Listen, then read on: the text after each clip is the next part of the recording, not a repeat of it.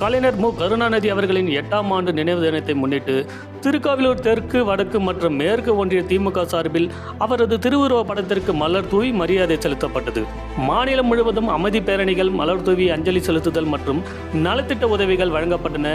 இதனைத் தொடர்ந்து கள்ளக்குறிச்சி மாவட்டம் திருக்கோவிலூரில் திராவிட முன்னேற்றக் கழகம் சார்பில் ரிஷிவந்தியம் சட்டமன்ற உறுப்பினர் வசந்தம் கார்த்திகேயன் அறிவுறுத்தலின்படி திருக்கோவிலூர் தெற்கு, வடக்கு, மேற்கு ஒன்றிய நிர்வாகிகள், கட்சி தொண்டர்கள் மற்றும் ஏராளமான பொதுமக்கள் கலந்து கொண்டு கலைஞரின் அரசியல் தொண்டு, சமூக நீதி, தமிழ் மொழி வளர்ச்சிக்காக அவர் ஆற்றிய மகத்தான பணிகளை நினைவு கூர்ந்து அஞ்சலி செலுத்தினர்.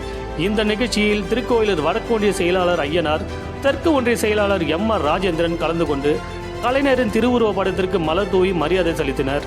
இதில் கட்சி நிர்வாகிகள் ஏராளமானோர் கலந்து கொண்டனர்.